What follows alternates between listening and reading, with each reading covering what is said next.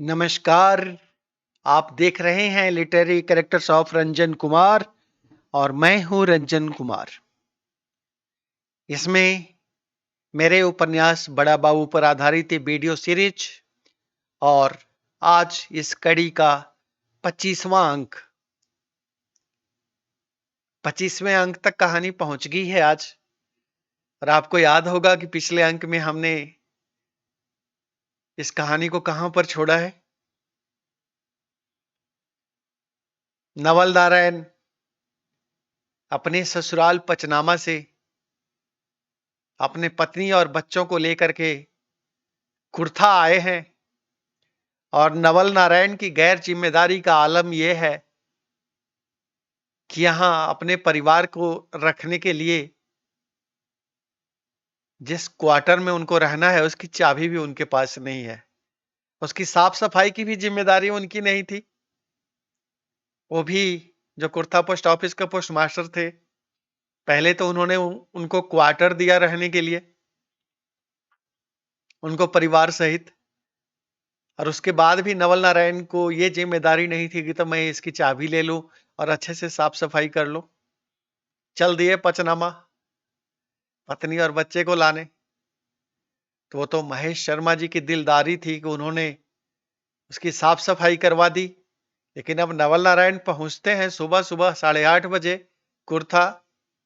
तो post office खुलने के समय तक इंतजार करते हैं कि जब तक बड़ा बाबू आते नहीं, अब पोस्ट ऑफिस खुलता नहीं, चाबी तो उनके पास है नहीं। तो सड़क के किनारे कुर्था पोस्ट ऑफिस के बगल में एक हलवाई का दुकान था, जिनके साथ नवल नारायण अभी 3 महीने से रह रहे थे। तो वहीं बेंच पर बिठा करके अपनी पत्नी और बच्चों को इंतजार करवाते हैं कि पोस्ट ऑफिस खुले तब हम लोग क्वार्टर में अंदर चलेंगे जहां रहना है। हमारे सम्मुख बैठे हमारे दो श्रोता संजय भैया और जनार्दन चाचा लानतें भेज रहे थे नवल नारायण की इस गैर जिम्मेदारी को। और अब यहां से आपको इस कहानी में पता चलेगा कि नवल नारायण कितना गैर जिम्मेदार इंसान रहा है। और यह भी पता चलेगा कि नवल नारायण किस तरीके से खेल करता है। नवल नारायण किस तरीके से अपनी गलत कार्यों को एक सेवा भाव के रूप में कैसे उसको रंग देता है और किस तरह से उसको अपने किए हुए भ्रष्टाचार को और अपने किए हुए हर गलत कारनामे को किस तरह से उसको एक सामाजिक एंगल में एक सामाजिक रंग रूप दे करके किस तरह से अपने आप को प्रस्तुत करता है। आपको इसका एक नया आयाम देखने को अब मिलेगा। और नवल नारायण के ऐसे सूक्ष्म चरित्र चरित्र का वर्णन मुझे इसलिए करना है ताकि लोग असल में समझ सके कि नवल नारायण जैसे लोग, ढकोसलावादी लोग, जो होते कुछ हैं लेकिन उनको दिखाना कुछ है, तो ऐसे आदमी का पर्दाफाश हो सके। तो जब मैं लघुशंका करके लौटता हूं तो फिर से चाय का एक दौर चलता है। और चाय पीते पीते में संजय भैया कहते हैं कि नवल नारायण को जितना हम समझे थे ना, उससे ज्यादा लीचड़ है। तो जनार्दन चाचा बोले हम तो समझ में नहीं किए थे संजय कि इतना लीचड़ हो सकते हैं। तो संजय भैया बोले नहीं, हम तो जानते थे कि नवल नारायण लीचड़ है, लेकिन इतना लीचड़ हो सकते हैं ये हमको कल्पना नहीं था जनार्दन जी। तो जनार्दन चाचा बोले तो संजय आप जितना लीचड़ समझ रहे थे उतना लीचड़ नहीं निकले और हम तो उनको तनिको लीचड़ नहीं समझ रहे थे। तो सुन के हमरा का हाल हो रहा है, थोड़ा इसका कल्पना करिए। तो हमने कहा संजय भैया और जनार्दन चाचा, अभी आपको बहुत कुछ नवल नारायण के बारे में अभी भी जानना बाकी है। संजय भैया कहते हैं कि तो आगे की कहानी बताइए रंजन बाबू। तो मैं आगे की कहानी शुरू करता हूं। आखिरकार 10 बजता है, महेश बाबू पोस्ट ऑफिस पहुंचते हैं और डाकखाना खुलने का समय होता है। तो जब महेश बाबू देखते हैं कि हाँ नवल नारायण बैठ के इंतजार कर रहे हैं दुकान पर, तब वो नवल नारायण को कहते हैं कि तो आप क्यों गांव में हमारे नहीं आ गए? 15 मिनट का तो रास्ता था। अगर साइकिल उठाते और हमारे गांव में आ जाते और चाबी ले आते, सबको सड़क पर क्यों बैठा के रखे हैं? तो संजय भैया बोले एकदम ठीक बात बोले, नवल नारायण ने ये क्यों नहीं किया? मैं बोला नवल नारायण नाजुक बदन फुलहार दूल्हा है, ये सब मेहनत मशक्कत का काम नवल नारायण क्यों करेंगे? और ये सब तो वो करता है जिसके दिमाग में आता हो, जिसके दिमाग में फिक्र हो अपने पत्नी की, अपने बच्चों की, अपने परिवार की। अगर नवल नारायण के मन में इतना फिक्र ही होता तो वो सच्चाई गांव में जाकर के उनके घर से चाबी लेने जाने के बजाय जाने से पहले ही सारी व्यवस्था करके नहीं जाते? तो जनार्दन चाचा बोले एकदम ठीक बात है, नवल नारायण फिक्र करते ही नहीं है किसी की। मैं बोला नहीं जनार्दन चाचा, ये भी सही बात नहीं है कि नवल नारायण फिक्र नहीं करते हैं। नवल नारायण फिक्र खूब करते हैं। ओ मित्तल प्रसाद, जिसका स्वभाव बड़ा शीतल है, उसकी पत्नी की फिक्र बहुत करी। महेंद्र लाल की पत्नी की फिक्र बहुत थी नवल नारायण को। बुच्ची साहब की पत्नी की फिक्र में भी नवल नारायण एकदम से अपना दिन रात एक करते रहे हैं। जहां अपने परिवार की बात आएगी, वहां नवल नारायण को कोई फिक्र नहीं है, वहां स्वार्थ है। जहां स्वार्थ है, जहां नवल नारायण का स्वार्थ सध रहा है, जहां नवल नारायण के अनैतिक रिश्ते हैं, या जहां से नवल नारायण को अपना लाभ दिखता है, उसके लिए नवल नारायण बहुत ही फिक्रमंद दिखेंगे आपको। या फिर जहां दिखावा करना है, जिससे नवल नारायण का सोशल स्टेटस मजबूत हो, जिससे नवल नारायण को यह लगे कि हमारी इज्जत में कमी हो जाएगी अगर मैं यहां फिक्र नहीं दिखाया, तो वहां पे आपको नवल नारायण फिक्र करते दिखेंगे। लेकिन जहां अपनों की बात आए, जिनके फिक्र करने की जरूरत है, या जिनकी जिम्मेदारी नवल नारायण के ऊपर है कि इनकी फिक्र हमें करनी है और हमको ही करना है, वहां नवल नारायण को कोई फिक्र नहीं है। वहां नवल नारायण से ज्यादा बड़ा स्वार्थी इंसान आपको कोई नहीं मिलेगा। आगे कई घटनाओं के माध्यम से मैं इस बात को आपको बताऊंगा। तो फिर इसके आगे की कहानी मैं बताता हूं। अब वो क्वार्टर खुलता है, माया क्वार्टर के अंदर जाती है, देख करके हैरान कि क्वार्टर के अंदर एक कुआं है और हमारे साथ 3 छोटे-छोटे बच्चे हैं। क्योंकि उस वक्त नवल नारायण का सबसे छोटा पुत्र बकलेशवा भी 18 महीने का हो चुका है।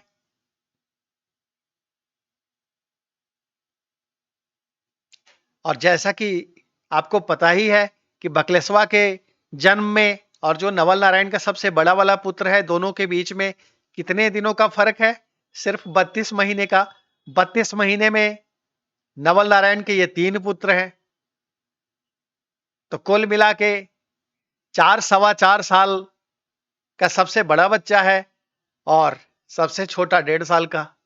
इस बीच में सब हैं। और वहां एक कुआं है गहरा, उसी से पानी लेना है, उसी से पानी पीना है। तो माया के लिए यह मुसीबत का सबब बना, क्योंकि गदाईपुर गांव में भी कुआं था। तो माया को इस बात का डर लगा रहता था कि कोई बच्चा खेलते हुए जाकर के उधर न गिर जाए। तब उसकी जिम्मेदारी दो ही की थी देखभाल करने की। ये रंजीतवा और अरनउआ का ही देखभाल उसके जिम्मे था, और घर में और भी लोग थे जो उन बच्चों को देखते रहते थे। अब माया को सबसे बड़ी चिंता सवार हुई कि मुझे अकेले इन तीनों बच्चों की देखभाल करनी है, उस कुएं से बचाना है। उसके बाद माया देखती है कि घर में खाना बनाने के लिए क्या उपाय है। तो नवल नारायण से पूछती है। नवल नारायण कहते हैं कुछ नहीं है, ना खाना बनाने का कोई सामान है और ना ही कोई बर्तन है। ये सब इंतजाम अभी शाम तक हो जाएगा। और नवल नारायण बाहर की दुकान से जाते हैं और सामने एक बेकरी का शॉप था, बेकरी का दुकान था। वहां से, अब बाकी लोग इसे कैसे समझेंगे नहीं पता, मैं आपको ब्रेड ही उसका अंग्रेजी कह सकता हूं। बिहार में उसे पाव रोटी कहते हैं। तो उस वक्त 1 रुपये का 16 पाव रोटी नवल नारायण को मिलता है। और नवल नारायण वो 16 पाव रोटी ला करके अपनी पत्नी माया को दे देते हैं और कहते हैं बस अब ये खाओ और खा करके आप लोग अपना पेट भरिए, अब अभी हम जा रहे हैं ड्यूटी करने। अब शाम तक देखते हैं, कुछ बर्तन लाएंगे, फिर कुछ बनाने के लिए सामान लाएंगे। तो माया पूछती है जलावन का भी कोई इंतजाम नहीं है। तो नवल नारायण को गुस्सा आ जाता है,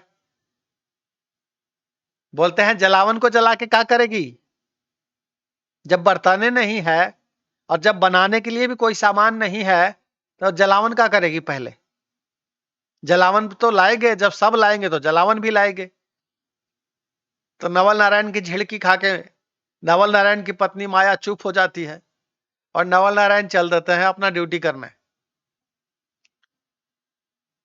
तो जनार्दन चाचा बोले तब पाव रोटी पर नवल नारायण का परिवार वहां पे कुर्था में पहला दिन झाल बजा रहा है। तो मैं बोला बिल्कुल जनार्दन चाचा, आप इतना गैर जिम्मेदार इंसान आपने शायद ही कभी देखा होगा कि पत्नी और बच्चों को ला करके और उनको पाव रोटी ला करके पकड़ा देता है। और वो पाव रोटी कैसे खाना है, कोई गिलास नहीं है जिससे आप पानी भी ले सके, पानी पीने के लिए भी कोई गिलास नहीं है। कुएं से पानी निकालने के लिए एक बाल्टी, वो भी सरकारी बाल्टी थी पोस्ट ऑफिस की, वो तो है, लेकिन पानी निकालने के बाद लेके पिएंगे कैसे, पीने के लिए भी कुछ व्यवस्था नहीं है। तो माया को गुस्सा आता है, बच्चे पानी मांगते हैं, छोटे छोटे बच्चे हैं। तो माया जो है अपनी आंजुरी में भर भर के सबको पानी पिलाती है ढाल ढाल के बाल्टी से दिन भर। अब बच्चों से खाया नहीं जा रहा पाव रोटी, कैसे खाएंगे। तो दूसरा ऑप्शन था कि उसको पानी में भिगो के खाया जाए, वो भी अगर गिलास होता लोटा होता तब ना। तो नवल नारायण को तो इसकी भी कोई चिंता नहीं। तो कुल मिला के नवल नारायण का लाया हुआ पाव रोटी वैसे ही रखा रह गया, क्योंकि छोटे छोटे बच्चे वो पाव रोटी कैसे तोड़ेंगे। वो जो ब्रेड का एक हार्ड पीस होता है, गोल गोल उसकी साइज होती है, उसको बिहार में पाव रोटी कहते हैं और अंग्रेजी में तो इसको फिर ब्रेड ही कहेंगे। तो माया को गुस्सा एकदम प्रचंड रूप से चढ़ जाता है। जो कहते हैं कि पैर का लहर सीधे तलवा का लहर कपार पर, वो चढ़ जाता है। लेकिन कर क्या सकती है, कर तो कुछ भी नहीं सकती है माया। तो माया इंतजार कर रही है कि नवल नारायण शाम को आए। तो जब नवल नारायण पोस्ट ऑफिस बंद होता है तो आते हैं और फिर बाहर जाते हैं, जाकर के जलावन के लिए कोयला लाते हैं। कोयला जब रख जाते हैं तो फिर जाते हैं और जा करके इस बार जा करके कुछ बर्तन लाते हैं। अब वो बर्तन क्या लाए हैं वो भी आपको बता दें। एक तसला लाते हैं, एक थाली लाते हैं खाने वाला, एक कटोरा लाते हैं और एक लोटा लाते हैं। सब अल्युमिनियम के ये 4-5 बर्तन नवल नारायण उठा लाते हैं। गिलास तो नवल नारायण तब भी नहीं लाते हैं। तो जब ये बर्तन देखती है तो माया भभक पड़ती है, बोले शर्म नहीं आ रहा है, थोड़ा भी चिंता नहीं है कि ये बच्चा लोग कैसे पानी पिएगा, इसको बाल्टी से पानी पिलावे या तसला से पिलावे या लोटा से पिलावे। तब नवल नारायण कहते हैं कि अच्छा। वो बगल का हलवाई की दुकान पे जाते हैं और जो उसके दुकान पे चाय पीने वाले गिलास होते हैं दो, वो उठा लाते हैं। कहते हैं इसको कल वापस करेंगे, आज के लिए मांग के लाए हैं और फिर हम कल जाएंगे बाजार तक लेकर के आएंगे। और उसके बाद नवल नारायण वहीं बगल में एक अर्जुन साहु का दुकान था, उनके पास से जो भी उनको समझ आता है, चावल दाल आटा, वो सब लाते हैं। और जो लाते हैं उसे भी रखने के लिए, संग्रह करने के लिए जो सामान चाहिए कुछ भी नहीं है, क्योंकि पूरी गृहस्थी नए तरीके से जमनी है और वहां तो कुछ भी नहीं है। और ना नवल नारायण के पास ये दिमाग है कि रखा कहां जाएगा। तो जब नवल नारायण आटा लाते हैं, चावल लाते हैं, तो माया पूछती है इनको रखूं कहां मैं, रखने के लिए कोई व्यवस्था है? तो नवल नारायण झगड़ा कर लेते हैं माया से। कहते हैं मेरे माथा पर इतना बोझा मत डालो, जितना हमसे उठ पा रहा है हुआ पा रहा है उतना हम कर दिए। तो जिस तरह से कागज के ठोंगे में, ठोंगा उसको कहते हैं जो कागज का पैकेट बना होता है, तो उसमें जो नवल नारायण ने जो खाद्य सामग्री लाई थी बनाने के लिए वो उसी में रखा रहता है, और उसी से नवल नारायण की माया किसी तरह कुछ खाना बनाती है। जब तक बनाती है तब तक दिन भर के भूखे बच्चे फिर सो जाते हैं, क्योंकि जब तक सारा इंतजाम हो तब तक सबके सोने का समय फिर हो जाता है। माया को गुस्सा आता है, नवल नारायण को और कुछ सुनाती है, लेकिन नवल नारायण कहते हैं बच्चे भूखे हैं तो मैं क्या कर सकता हूं, मुझे अपनी ड्यूटी भी तो करनी है। सो गए तो भी मैं क्या कर सकता हूं, जो खा सकता है उसको उठा के खिला दो, और नहीं खा सकता है उसे सोने दो। तुम भी खा लो और मुझे भी खाना दो, और हम खा के सोते हैं। उसके अगले दिन सुबह नवल नारायण की माया देखती है कि खाना बनाने की व्यवस्था कहां की जाए। उस दिन तो उसने 2 ईंटें रात को लगा करके ईंटों के नीचे कोयला सुलगा करके काम चला लिया था। तो नवल नारायण कहता है जैसे आज किया वैसे आगे भी करते रहो। तो माया की जिंदगी ऐसे ही चलती है, 2 ईंटें को खड़ी करके उसके नीचे कोयला सुलगा के और ऐसे ही खाना बन रहा है। और इसी बीच में नवल नारायण को जब अगले दिन ड्यूटी जाते हैं तो दत्त बाबू की एक चिट्ठी मिलती है। अब नवल नारायण को जैसे ही दत्त बाबू की चिट्ठी मिली, नवल नारायण सीधे पोस्ट ऑफिस में पोस्ट मास्टर साहब को केवल कहते हैं कि घर में कुछ इमरजेंसी है सर, बाबूजी सीरियसली बीमार हैं, से हम जो है जा रहे हैं। अब नवल नारायण अभिनय के बड़े ही सिद्धहस्त इंसान हैं। अब बड़ा बाबू के सामने, महेश शर्मा जी के सामने जो बड़े ही अच्छे इंसान हैं, नवल नारायण ऐसी एक्टिंग करते हैं जैसे इनको अपने पिता की कितनी फिक्र हो और घर में हुई परेशानी से वो कितने आहत हो। तो पोस्ट मास्टर साहब कुछ नहीं बोलते हैं, उनको छुट्टी दे देते हैं। अब नवल नारायण सीधा बस पकड़ते हैं और गदाईपुर चले जाते हैं। अंदर उस क्वार्टर में आके ना अपनी पत्नी को बताते हैं ना बच्चों को बताते हैं कि हम जा कहां रहे हैं। उधर घर में पत्नी इंतजार कर रही है कि नवल नारायण लौट करके आएंगे अभी ड्यूटी से, तो कुछ सब्जियां लाएंगे, क्योंकि एक दिन पहले नवल नारायण सब्जी तो ला करके गए नहीं थे। किराना सामान में उन्होंने केवल चावल दाल नमक हल्दी यही सब ला करके रख दिया था। तब नवल नारायण की पत्नी इंतजार में है कि नवल नारायण कुछ सब्जी लाएंगे और कुछ घर का सामान लाएंगे। लेकिन अब तो डखाना बंद होने का समय हो गया, डखाना बंद होने की आवाजें भी आ रही हैं बाहर से कि सब लोग बंद करके जा रहे हैं, लेकिन नवल नारायण का कुछ पता ही नहीं है। तब माया कुला करके भेजती है अपने बेटा बड़का वाला रंजितवा को कि जाओ तो बाबू देखो बाहर पापा हैं। तो आके बताता है कि नहीं वो तो है नहीं। तब माया खुला के कहती है तो बड़ा बाबू से पूछो कोई से कि हमारे पापा कहाँ गए। तो जाकर के वो बच्चा पूछता है हमारे पापा कहाँ गए। तो वो बताते हैं कि घर में कुछ प्रॉब्लम है, दादा वहां बीमार हैं, इसलिए पापा तो घर चले गए, बता के नहीं गए हैं क्या माँ को। तो जब बच्चा आकर के बताता है तो माया का तो दिमाग ही खराब हो जाता है। इस अनजाने शहर में पास में कोई पैसा नहीं, घर में सामान नहीं, ढंग के बर्तन नहीं, जलाने के लिए जलावन नहीं, और नवल नारायण गायब, दत्त बाबू बीमार हैं। ये सूचना वो भी महेश शर्मा जी से मिलती है माया को वो भी तब जब पूछने के लिए अपने बच्चे को भेजती है कि पता करो कि पापा कहाँ है। तो संजय भैया को गुस्सा आ गया। संजय भैया बोले बहुत बेहुदा किस्म का है नवल नारायण। मैंने कहा संजय भैया, मैं फिर वही दोहराऊंगा जो पीछे दोहरा चुका हूं।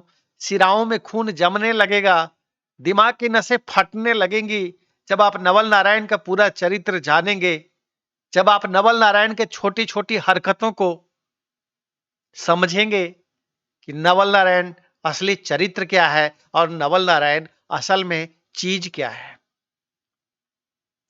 तो जनार्दन चाचा बोले ऐसा हालत में अपना परिवार को ले जाके कोई ऐसे अधर में छोड़ता है? अगर दत्त बाबू बीमार भी हैं तो घर में भी तो बता करके जा सकता है आदमी अपनी पत्नी को कि मैं उधर जा रहा हूं।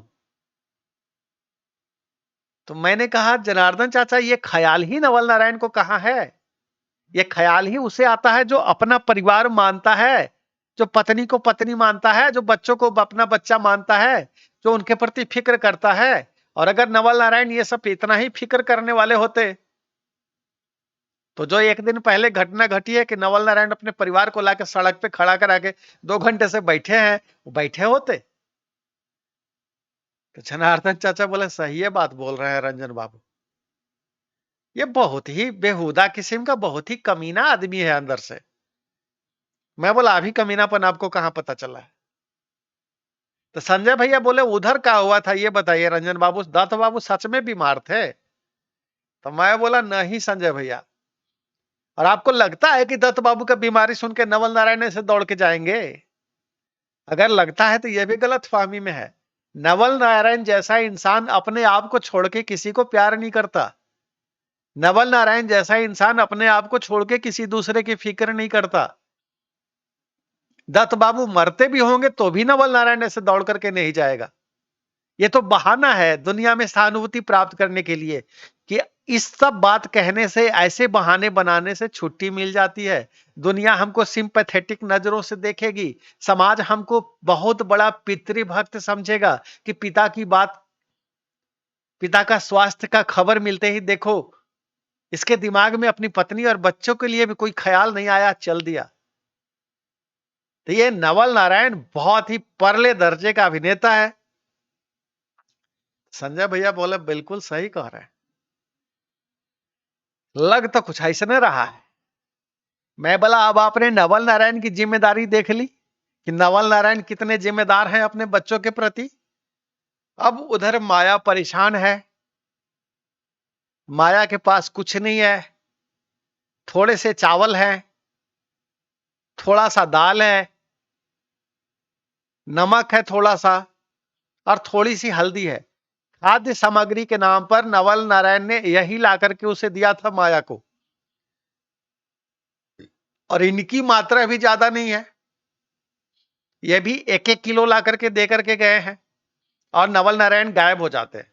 और माया की जेब में कुछ भी पैसा नहीं है, पैसा के नाम पे तो कुछ है ही नहीं जिससे कि वो बाहर किसी से खरीदने के लिए कहे। और ना माया को ये पता है कि बाहर कौन जान पहचान का आदमी है जिससे कुछ लिया जा सकता है।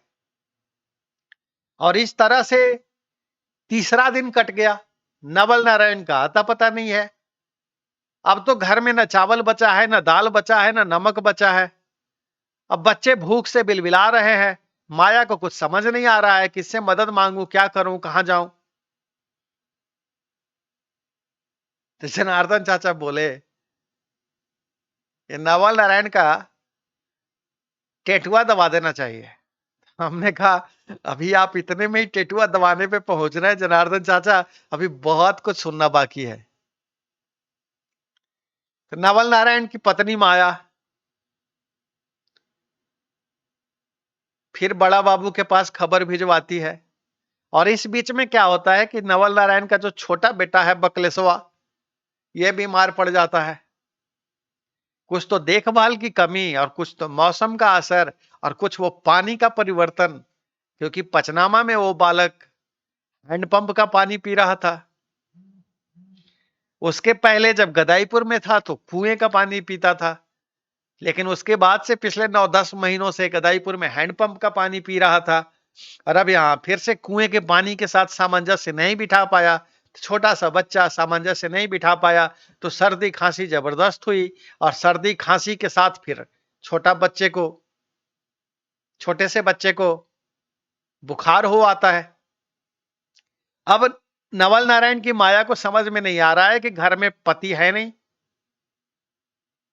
खाने की कोई सामग्री है नहीं, चावल दाल नमक हल्दी जो ला के गया था वो तो खत्म हो चुका है, और नवल नारायण ने जो जलावन ला के दी थी वो भी खत्म,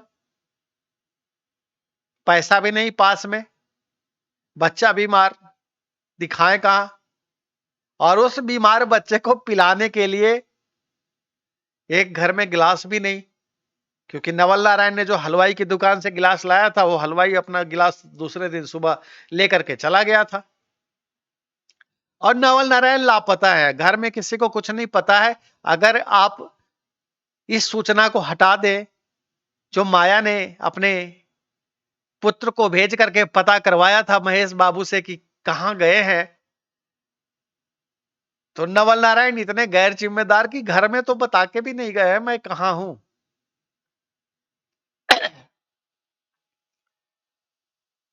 तो अब फिर से इस बच्चे को भेजा जाता है महेश शर्मा जी के पास, जो पोस्ट मास्टर थे कुर्था के। और बच्चा कहता है कि मम्मी आपको अंदर बुला रही है। तो वो दरवाजे तक आते हैं, पूछते हैं क्या बात है। तो माया रोते हुए उनको अपनी विपदा सुनाती है कि ना घर में कुछ खाने के लिए है, ना पैसा है, अब ना कुछ सामान बचल है, और वो चले गए हैं छोड़ के हम लोगों को यहां इस घर में रख के, ना हमारे पास जलावन है, और बच्चा भी बीमार है, उसको बुखार है, हमको नहीं कुछ समझ आ रहा है हम क्या करें। हम इसलिए आपको बता रहे हैं। जैसा कि हमने आपको बताया महेश शर्मा जी बहुत ही भले इंसान थे, दिल से बहुत ही दयावान प्रवृत्ति के थे। तो सबसे पहले तो वो माया को एक कागज और कलम देते हैं और कहते हैं कि इस पर लिस्ट बना दीजिए कि आपको किचन के लिए क्या क्या सामान चाहिए, ये 5 मिनट में हमको लिस्ट बना के दीजिए, और उसके बाद बच्चे को लेकर के तैयार होइए। बच्चे को अभी डॉक्टर के पास दिखा करके लेकर के आएंगे, और ये सामान भी आपको ला करके देंगे। तो माया लिस्ट बना करके देती है कि उसे क्या क्या सामान चाहिए, उस सामानों में लिखती है 2.5 किलो चावल, 1 किलो दाल।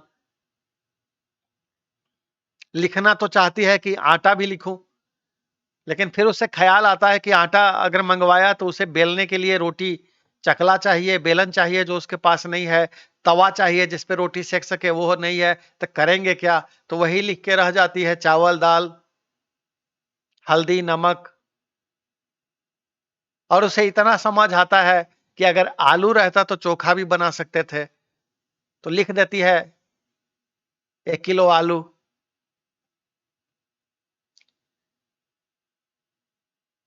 तो जो जो कुछ उसने लिखा था महेश शर्मा जी उसे बगल के किराना स्टोर से लेकर के वो सारा सामान दे देते हैं। जलाने के लिए कोयला भी वो 5 किलो पहुंचवा देते हैं। और उसके बाद माया वो जो बाहर 2 भाई थे जो हलवाई का दुकान करते थे, उनके दुकान पर अपने 2 बच्चों को छोड़ के पोस्टमास्टर साहब महेश बाबू के साथ अपने इस छोटे पुत्र बकलेसवा को लेकर के दिखाने जाती है डॉक्टर के पास। अब डॉक्टर को दिखा के दवाई लेकर के माया लौट करके आती है। वो सारा खर्च महेश बाबू खुद अपनी जेब से उठाते हैं, डॉक्टर को दिखाने का, दवाई दिलवाने का। और माया फिर घर में लौट करके आती है और किसी तरह वैसे ही उसकी जिंदगी चल रही है। कभी माड़ भात चोखा, कभी दाल भात चोखा, और नवल नारायण का कुछ भी पता नहीं है। आगे और 3 दिन कटता है, मतलब नवल नारायण को गए हुए 5 दिन से ज्यादा हो चुके हैं। नवल नारायण को तो कोई फिक्र नहीं है, और नवल नारायण की माया की जिंदगी ऐसे ही कट रही है।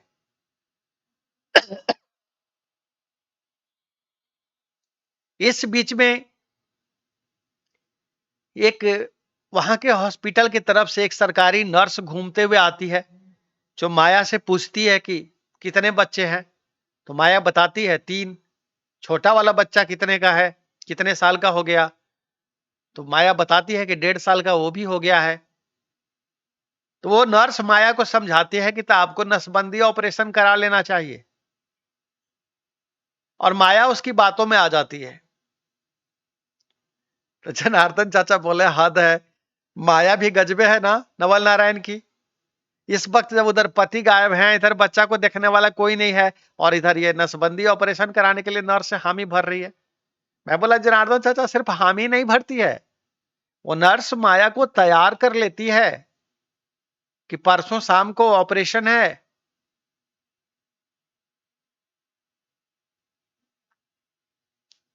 और कल शाम को जाकर के हॉस्पिटल में भर्ती हो जाना है। कल शाम को हम आवेंगे और लिया चलेंगे, और परसों शाम को ऑपरेशन होगा, पूरा दिन खाली पेट रहना पड़ेगा, और कल शाम को कुछ चेकिंग होगा वहां पे, उसके लिए कल शाम से 4 बजे से चलना है, तैयार रहना। माया ये समझाने की कोशिश करती है कि नहीं, अभी नहीं हो सकेगा, हमारे पति देव यहाँ नहीं है, बच्चों को कौन देखेगा। अब नर्स क्या समझाती है माया को, ये माया ही जाने। लेकिन माया को 600 रुपये मिलेंगे। अभी भी नहीं पता कि उस वक्त 600 रुपये मिलते थे या इससे कम मिलते थे, लेकिन कुछ पैसे का लालच नर्स ने दिया माया को कि ऑपरेशन में नसबंदी कराने के बाद कुछ पैसे मिलेंगे आपको। और माया को उससे ज्यादा इस बात की खुशी थी कि अगर नसबंदी हो जाएगा तो जो पिछली बार हमें जलाला झेलनी पड़ी थी पचनामा में, और पचनामा में ये जो अरनौआ का जहां से जन्म हुआ था, और हमारी भौजी हमारे पीछे पड़ गई थी, हमें कितना जलील होना पड़ा था, भैया से कितना कुछ डांट खाने पड़ा उस वक्त, और जिसके कारण इस बार पचनामा में जाकर के भी नवल नारायण की माया अपने रतन और विष्णुआ से दूर दूर रही, इसी डर के कारण कि फिर कुछ गड़बड़ हो गया तो क्या करेंगे। तो माया को तो पंख लग जाते हैं कि अगर नसबंदी हो गया तो ये सब झंझट से मुक्त, आगे इस तरह का कोई बंधन रहेगा नहीं। और नर्स ने उसको और पाठ पढ़ा दिया कि अब 1 साल बाद फिर नहीं तो मौका मिलेगा, तो ये मौका अवसर बार बार नहीं मिलता है, क्या पता अगली बार में पैसा मिले ना मिले। तो वो जो नसबंदी के बदले, ये आज के डेट में बताना मुश्किल है कि उस वक्त कितना पैसा मिला करता था नसबंदी कराने के बदले, इंसेंटिव के रूप में, पुरस्कार के रूप में सरकार की तरफ से। लेकिन जो भी रकम थी वो, उस रकम के लालच में माया हां कर देती है, और अगले दिन शाम को अपने तीनों बच्चों को छोड़ करके एक दूसरे के भरोसे बड़े वाले को कहती है, तुम इन दोनों का ध्यान रखना, हम ऑपरेशन करा के 2 दिन बाद लौट के आवेंगे, अब पापा तो अभी हैं नहीं साथे सूतने के लिए, जब हम चले जाएंगे तो इधर कुएं के तरफ से, उस घर की व्यवस्था ऐसी थी कि उस घर में जो एक दीवार थी, उस दीवार के उस तरफ एक और परिवार रहता था, और वो जो कुआं था वो आधा इधर था और आधा उस दूसरे घर की तरफ था। तो माया बच्चे को समझा के जाती है कि आवाज लगाना कुएं की तरफ से, चाची चाची कह के बुलाना, उधर जो परिवार वाले रहते हैं वो जब आएंगे तो उनको कहना कि पापा भी नहीं है, मम्मी भी नहीं है, हमको अकेले डर लग रहा है। तो अपने आप वो लोग देखने आएगा, और जब देखने आएगा तो तुम्हारी परिस्थिति देख के अपने आप ही उसको थोड़ा दया आ जाएगा। तब बता देना कि हमको खाना कौन बना के खिलाएगा, हमारे साथ सोएगा कौन, हम कैसे रहेंगे। तो उसके बाद तुमको कुछ ना कुछ मदद उधर से मिल जाएगा। जिस घर में अभी आए हुए माया को खुद ही 4-5 दिन हुए हैं, पड़ोसन को अच्छे से जानती भी नहीं है, कभी की बातचीत भी नहीं है, वो हेल्प कर देंगे, और वो भी बच्चे के बुलाने पर हेल्प कर देंगे के भरोसे माया नर्स के साथ अपनी नसबंदी कराने के लिए जाकर के सरकारी हॉस्पिटल में एडमिट हो जाती है। अब जैसा कि माया ने बताया था, अब माया तो शाम को 4 बजे के बाद जाती है हॉस्पिटल, और थोड़ी देर बाद पोस्ट ऑफिस बंद हो जाता है। अब पोस्ट मास्टर साहब भी चले जाते हैं अपने घर, उनको भी नहीं पता है कि यहाँ क्या हुआ है। माया उधर सरकारी हॉस्पिटल में जाके भर्ती हो जाती है। अब जैसे जैसे शाम का धुंधलका बढ़ता है,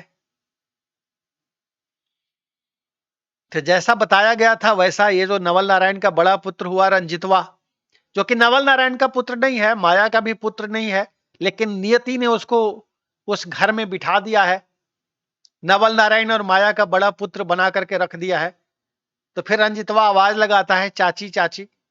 फिर उधर से प्रत्युत्तर मिलता है। फिर वो बताता है कि हमें डर लग रहा है, घर में न माँ है न पापा। तो वो कहती है ठीक है, हम आ रहे हैं। कहाँ गए सब? तो बच्चा अपनी लैंग्वेज में समझाता है कि पापा तो घर गए हैं और मम्मी हॉस्पिटल चल गई। तो हॉस्पिटल के नाम पे उनके मन में हमदर्दी पैदा होती है। अब उन्हें क्या पता कि माया जो है नसबंदी ऑपरेशन कराने के लिए हॉस्पिटल गई है। हॉस्पिटल मतलब कोई भी समझता है कि कोई इमरजेंसी हुई होगी, किसी तरह की तकलीफ होगी बड़ी। तो वो फिर तुरंत अपनी बेटियों को भेजती है। वो एक मुस्लिम परिवार था, और वो अपनी बेटियों को भेजती हैं यहाँ पे। जब उनकी बेटियां यहाँ आती हैं तो यहाँ का हालत देख करके हैरान। सोने की व्यवस्था क्या है? तो कोई बिछावन नाम की चीज नहीं है। डाक खाने की जो चिट्ठियां जाती हैं बड़े बड़े बोरों में, नवल नारायण ने वही 10 थैले पोस्ट ऑफिस से उठा करके बिछा दिए थे। वही बिस्तर था अभी। माया और माया के बच्चे उसी पे सो रहे थे।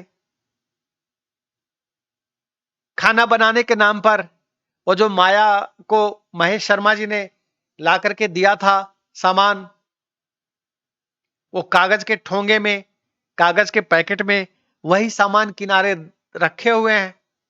पानी पीने के लिए गिलास तक नहीं है, लोटा तक नहीं है। एक लोटा है, गिलास तक नहीं है पानी पीने के लिए। और इस बीच में उस बच्चे की तबीयत भी अभी पूरी तरह ठीक नहीं हुई है। ये जो बकलेसवा है, 1.5 साल का बकलेसवा, उसको बुखार की दवाएं चल ही रही थी। तो जब उनकी बेटियां आती हैं पड़ोस से, तो उसको बताया जाता है कि इसको दवाई खिलाना है। तो उसे भी बहुत परेशानी होती है कि दवाई खिलाना है तो खिलाएं कैसे, गिलास है ही नहीं। और 1.5 साल का बच्चा लोटा से कैसे दवाई पिएगा? अब कुछ दवाइयां जो है पानी में मिला करके पिलाने के लिए आयुर्वेदिक दवाइयां दी गई थी काढ़ा की तरह। तो लोटे में कैसे मिला करके पिलाएंगे? अब माया तो वैसे ही कर रही थी, लेकिन अब उन्हें तो समझ नहीं आया। इस बीच में जो वहां 2 लड़कियां आई थी, उनकी एक और बहन आ जाती है कुछ खाने का सामान लेकर के। तो देखती है कि इनको खाना परोसूं तो किस में परोसूं, कुछ है ही नहीं। कोई बर्तन कहीं दिख ही नहीं रहा जो इन बच्चों को खाना दूं।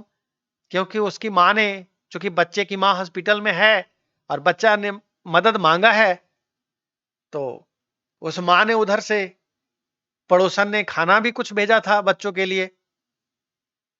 तो जो यहाँ 3 लड़कियां उनकी आई, उन्हें यही समझ में आया कि आखिर इनकी मदद कैसे की जाए। इनको खिलाने के लिए कुछ नहीं है, ये अकेले यहाँ पे रहेंगे कैसे तीनों?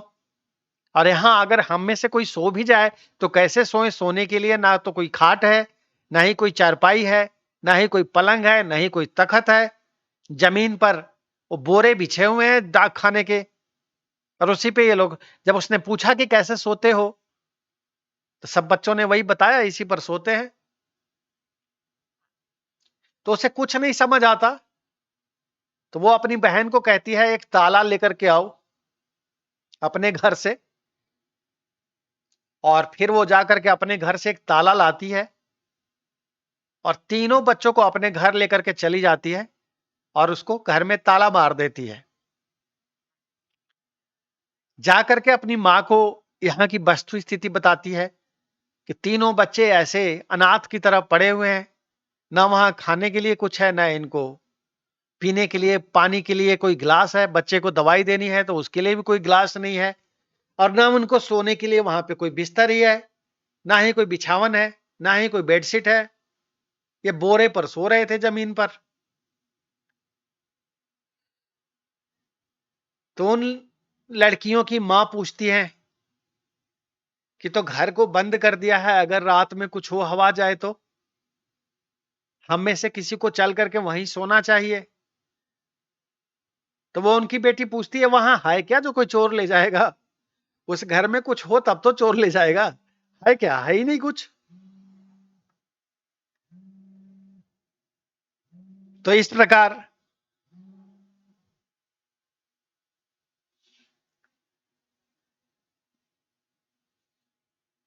फिर उन बच्चों को वहीं रखने की व्यवस्था करती है वो जो पड़ोसन थी।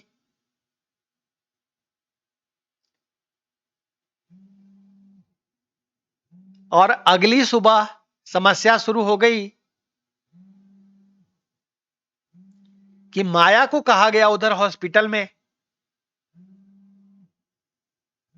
कि घर का कोई गार्जियन इस फॉर्म को साइन करे, हस्ताक्षर करे,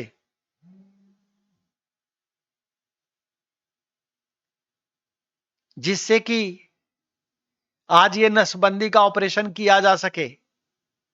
तो माया ने कहा हम साइन कर देते हैं। तो वहां जो नर्स मौजूद थी हॉस्पिटल में उसने मना कर दिया। उसने कहा नहीं, घर के किसी सदस्य का सिग्नेचर चाहिए। तब ये जो नर्स थी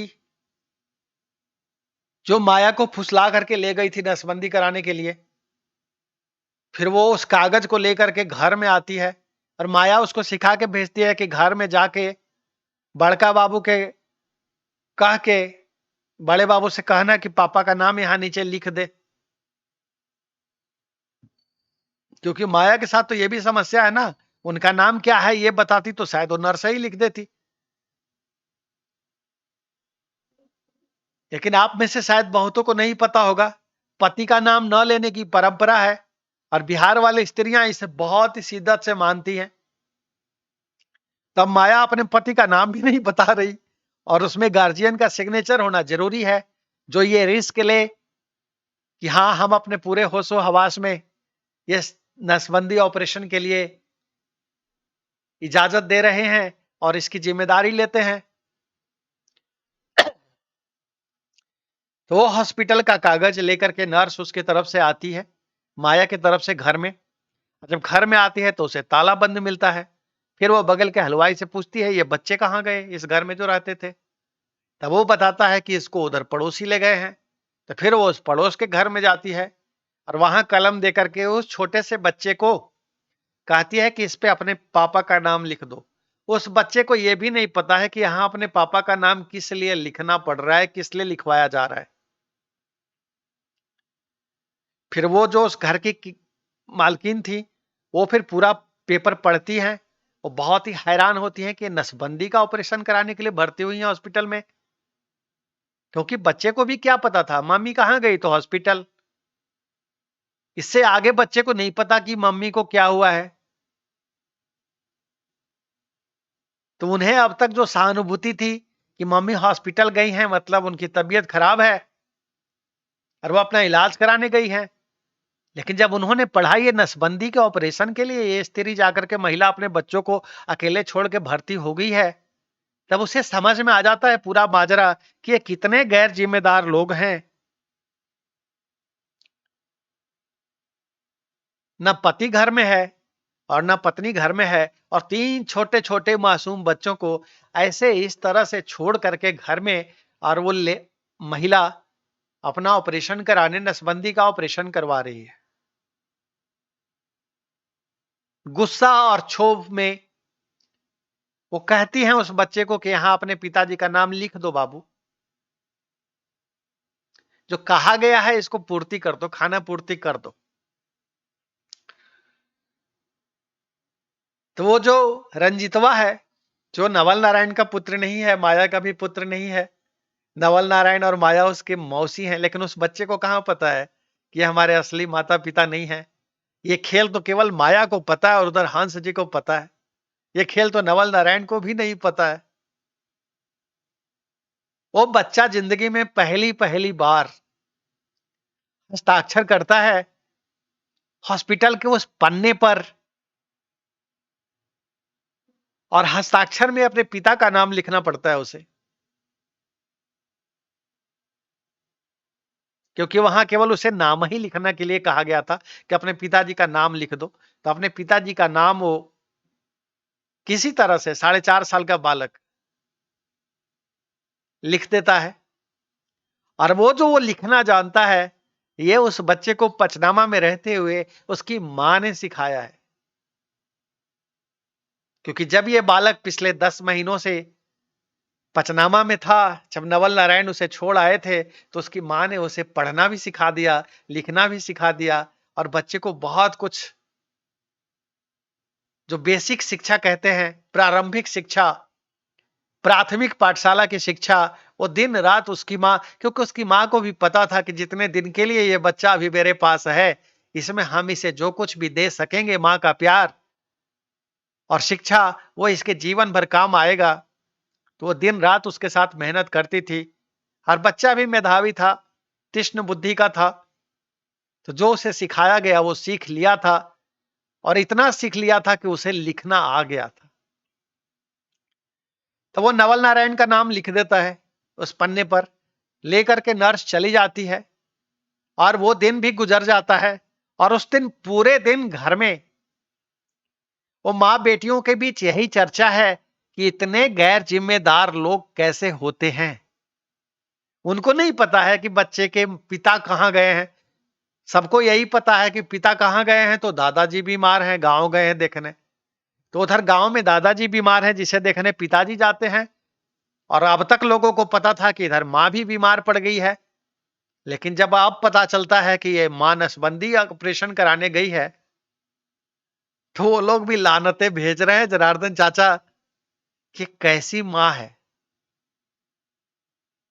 जिसके हृदय में इतना सा भी ममता नहीं समाया कि अपने 3 बच्चों को हम कैसे इतने बड़े घर में अकेले सिर्फ इस भरोसे छोड़ के जा सकते हैं कि पड़ोस से तुम किसी को आवाज लगाना और वो तुम्हारी मदद को आ जाएंगे। उनका कलेजा ये सोच के कटने को आ रहा था कि अगर हम मदद करने किसी तरह नहीं पहुंचते, अगर 1% भी संभावना बनती कि हम इस बच्चे की आवाज को अनसुना कर देते, तो इनका क्या होता उस रात, जहां न इनके पास कुछ खाने को था, ना इनके पास कोई प्रकाश करने की व्यवस्था थी। क्योंकि वो जो दिया जलाने का काम भी है वो तो माया करती थी। बच्चों को क्या पता कि यहां प्रकाश कैसे करेंगे, दिया कैसे जलाएंगे घर में, अंधेरे घर में। तो वो पूरा परिवार मिलकर के, उनकी बेटियां, उनकी माँ, उनके और बच्चे, सब मिलके इसी पर चर्चा कर रहे थे। तो जनार्दन चाचा बोल उठे, हमरे सामने मिल जाए तो हम नवल नारायण और नवल नारायण की पत्नी माया दोनों के टेटुआ दबा देते। रंजन बाबू, ये लोग तानी मानी नहीं, जितना लानत भेजल जा सके ये सब लानत भेजने के काबिल है। तो संजय भैया बोले, रंजन बाबू आप ठीक ही कह रहे हैं, खाली नवले नारायण नहीं गैर जिम्मेदार था, कि जैसन हाला हो कुटुम वैसन मिल्ला हो कुटुम, एकदम सही बात है। यहाँ पे ये नवल नारायण की माया भी कम गैर जिम्मेदार नहीं है। उधर नवल नारायण तो छोड़ करके कुर्था से गायब है ही। अब बहाना है कि दत्त बाबू बीमार है, लेकिन ये माया, इसको क्या सूझा, ये अपना नसबंदी कराने चल दी। अब वो भी नसबंदी का जो कागज है वो अपने बच्चे से उस पर अपने पिता का नाम लिखवाती है। तो मैंने संजय भैया को बताया, उसे तो नसबंदी का तो लालच था ही माया को, लेकिन इसका भी तो लालच था कि कुछ पैसे उधर से मिलेंगे। और इसकी भी चिंता थी कि अब जो आगे चकल्लस चलती है, जिसके कारण उसे लग रहा था कि इस बार मायके में पचनामा में बड़ा ही बंद के रहना पड़ा है। क्योंकि अरनौआ के समय कांड हो गया था उधर पचनामा में, जब अरनौआ जन्म लिया था। तभी तो वहां पे परसेंटेज का चांस बन गया था कि इसके पिता 5 हो सकते हैं। तो इसका सीधा रास्ता माया को समझ में आया कि सरकारी हॉस्पिटल में फ्री में नसबंदी भी हो जाएगा और पैसा भी मिलेगा। अगला नसबंदी शिविर से 1 साल बाद लगेगा, तो 1 साल के पीरियड में तो हो सकता है फिर कहीं जाने का मौका मिले, कहीं कोई मौका लग जाए तो। जनार्दन चाचा बोले, छी छी छी छी, माया को लानत है, नवल नारायण को लानत है। तो संजय भैया पूछते हैं, नवल नारायण सच में गए कहाँ थे रंजन बाबू? हमने कहा, अब लानत भेज दिए हैं, आवाज कहानी नहीं बतावेंगे। ये ऐसा हूँ 25वां एपिसोड है, आपको पता नहीं है कि जब 5-5 एपिसोड पूरा होता है तो जनार्दन चाचा बोले, पता है, अब आप लघु शंका नहीं, आपको तो दीर्घ शंका भी जाना है नियम के अनुसार। तो मैंने बोला बिल्कुल, ऐसा हूँ 50 मिनट से कहानी बता रहे हैं, इतना देरी प्रेशर रोकना आसान बात है? तो संजय भैया बोले, ये भी बात सही कह रहे हैं। तो आप क्या करिएगा, हमको जवाब दीजिएगा कि पहले एपिसोडवा खत्म करके दीर्घ शंका कराइएगा, लघु शंका कराइएगा? तो हमने कहा नहीं, अब 25वां एपिसोड को यहीं पे खत्म मान लीजिए। ऐसा हूँ अभी कॉफी पी करके, चाय पी करके इतना देरी में बहुत प्रेशर बन गया है, 50 मिनट से कहानियों बता रहे हैं, तो जो औपचारिकता पूरा करना होता है, दीर्घ शंका करना है, लघु शंका करना है, हर 5वें एपिसोड के पूर्ण होने पर वक्ता को जाना ही है, श्रोता को भी जाना है 5 एपिसोड में, लानत भेजते हुए कम से कम लघु शंका तो कर क्या नहीं है। तो ठीक बात है, ठीक बात है कहते हुए जनार्दन चाचा और संजय भैया भी उठ गए, और अब हम सब लोग, वो लोग लघु शंका करेंगे, हम लघु शंका दीर्घ शंका दोनों करेंगे, और नवल नारायण को ये सब करते हुए लानते भेजेंगे, और फिर आएंगे 26वां एपिसोड में, तो इसके आगे की कहानी बतावेंगे। तब संजय भैया के इस प्रश्न का उत्तर देंगे कि नवल नारायण गए कहाँ थे असल में। आप सभी व्यूअर से समझदार, आपको पता है कि मैं हूं रंजन कुमार, आप देख रहे हैं एलिटरी कैरेक्टर्स ऑफ रंजन कुमार, और आपको यह भी पता है कि अब आपको करना है अगले सोमवार तक इंतजार। आज है शुक्रवार, तो अगली कड़ी अब आएगी सोमवार को। तो तब तक के लिए स्वीकार करिए, सप्रेम नमस्कार।